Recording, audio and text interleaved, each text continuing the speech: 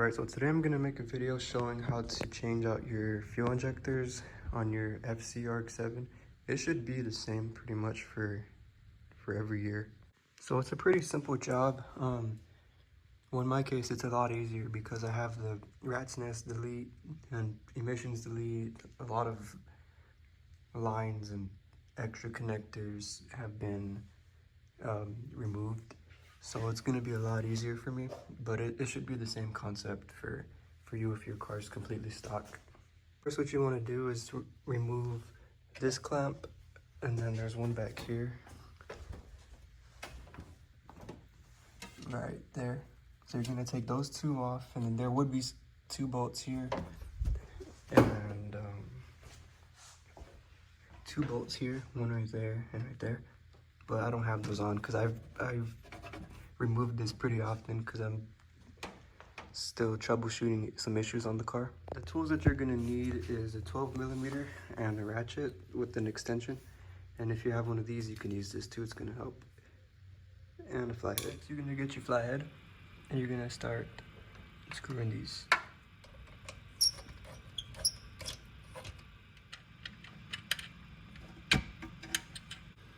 So now that you have those two clamps loosened up, you could start to take this off.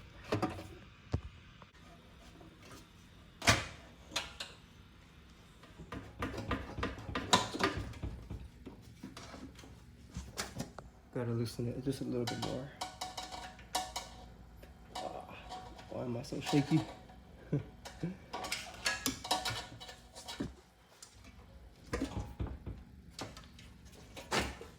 Alright, so you got your intercooler off now. So now we're gonna work on removing the intake manifold and any throttle cable and some lines and connectors that are still connected. Alright, so we're gonna remove this. This is temporary for my TPS sensor. And then you're gonna take this off. And then this. We'll just set it to the side. We're gonna remove this throttle cable.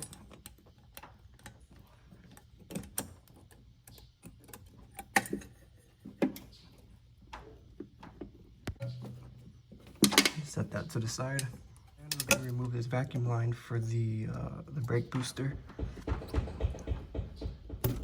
All right, so now that all your connectors and lines and cables are all disconnected, now we're gonna remove this, and it's 1, 2, 3, 4, 5 bolts, 12mm bolts that you're gonna take off.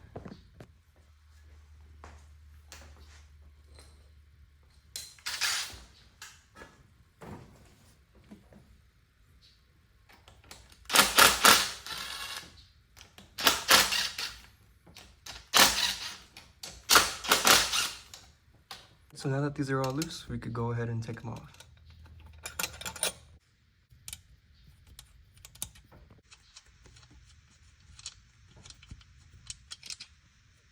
So now, theoretically, your intake manifold should just come off.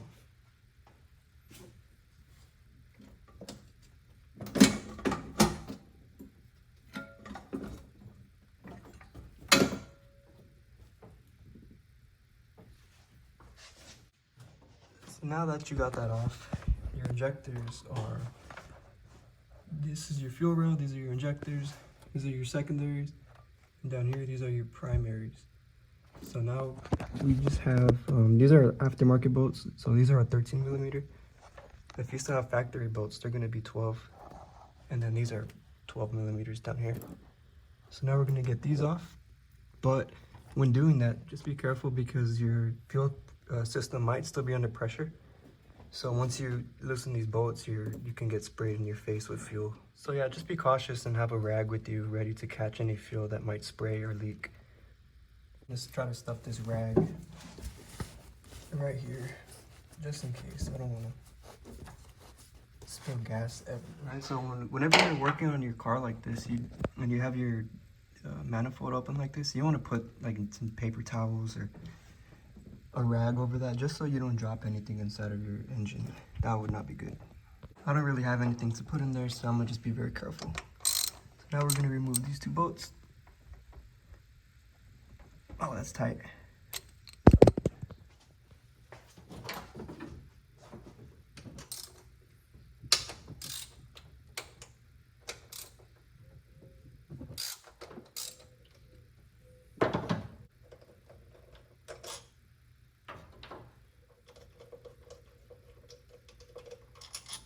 So now you should be able to just lift this up gently and take, oh, I forgot you gotta disconnect these two.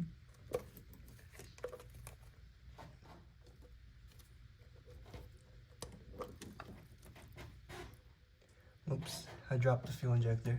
So I'm gonna do the same thing for the bottom. Just stuff this down there. Take off your connectors. If I can get it. Just 1, 2, and then you do want to label these just in case, just so you don't hook them up backwards. It's really hard to do this with one hand.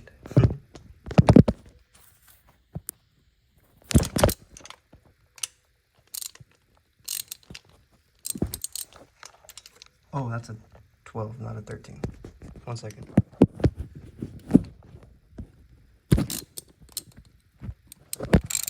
Alright, so now we're gonna just take these bolts out. And there is a little black gasket under these primary fuel rail. So you want to be careful not to lose that and to make sure to put it back whenever you reinstall your new ones. Yeah, this little gasket right here. Try not to lose it. Okay, so now we got this loose. Now we just gotta gently pop these out and try to catch any fuel that leaks. Fuel injector is 1, 2, and then here's the other one right here. And the other one's on the floor somewhere. Not too sure where that one went. Alright, so now that you got your injectors off, now I don't have the parts with me right now, so we're gonna have to wait till they come in the mail. But they should be here in a couple days, so, yep. Fuel injectors came in today, so now let's install them. Alright, so basically we're just gonna reverse everything that we just did. I had put these in there just to keep the hose closed so that way nothing would fall inside. I'm going to use a little bit of oil to just lubricate the O-rings.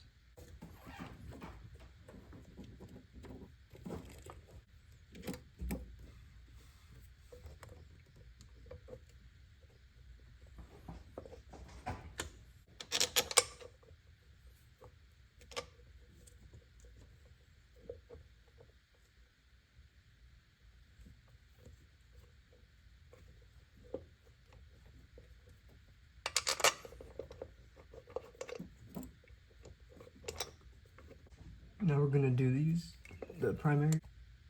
Oh, forgot to put oil.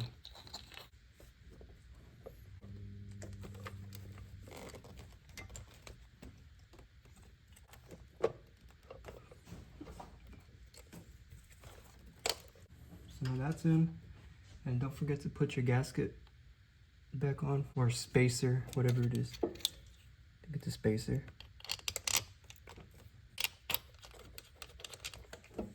Now that we got everything hand tight, we could go ahead and torque down our fuel rails.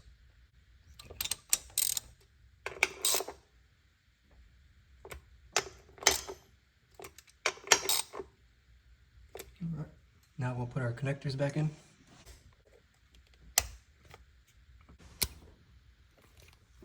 For whatever reason, I couldn't get this second primary connector on, so I'm just gonna rotate it that way and put it on like that. Okay, so I just had to rotate it that way, and I got it on now.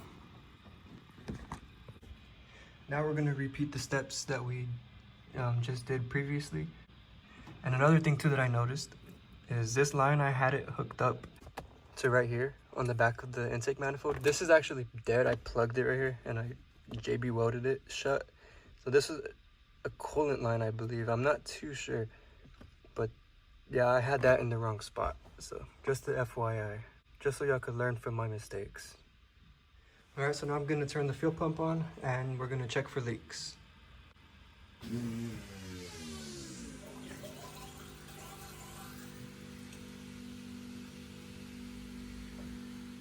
All right, looks like we're good. I'm gonna do a little time lapse on me putting everything back together.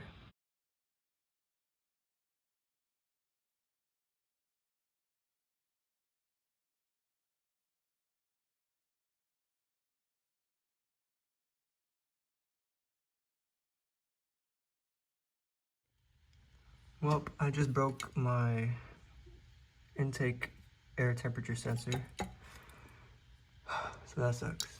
But, well, yep.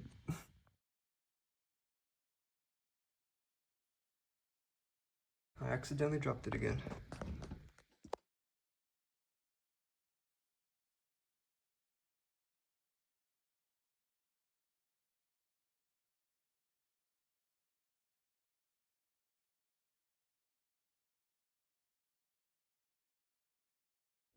Alright, so now everything's pretty much back together. I went ahead and swapped out this coil just because I think my old one was bad, but I'm not too sure. It might have been bad, but I found this one for like $60 used, so yep. Now we're gonna try and do our first startup.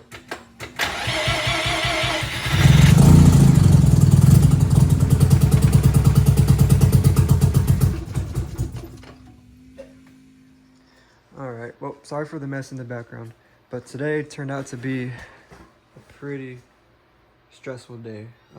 All day I couldn't get the car to start. I couldn't figure it out. I thought I didn't have spark on my trailing coils, but turns out I did. And what it was is the engine had flooded with those old injectors that I had swapped, and the whole spark plug was filled with gas. And I would just wipe the surface of it and put it back in, take it out, it would be covered in gas. I'd wipe it, and the same result kept happening. It just kept cranking, wouldn't start, and it would just start blowing smoke out the exhaust. So I thought either I lost compression or I wasn't getting power to my coil, my trailing coil for some reason. But what it turned out to be was the trailing spark plugs. I took them out and I cleaned them with mass airflow sensor fluid. I'm not sure if you can use that, but that's all I had. So I just sprayed them, cleaned out all the gas that was inside of them, and then I let them dry in the sun for about an hour, and then I cranked the engine with all the spark plugs out to try to deflood it. Then I let the car sit. Once the spark plugs were dry, I put them back in, and it started right up. So it starts up. It idles a lot better now. It sounds a lot stronger, but for some reason I'm still having some breakup issues under load. I can rev it very slowly and the RPMs will climb, and then it'll stop at 3,500 RPM. It'll start to kind of, it sounds like it's two-stepping pretty much. Yeah, so I'm thinking next I need to replace that IAT sensor that I broke, and then maybe I might look into upgrading the ECU to a standalone. But I haven't decided on that yet, so I don't know what I'm gonna do. But it runs now, it starts up, and it sounds decent. But yep, that's gonna wrap up this video. Thank you for watching. If you have any questions, I'm still learning myself, so I have questions, but maybe there's a question you have that I might be able to answer. So thank you for watching, and y'all have a wonderful night.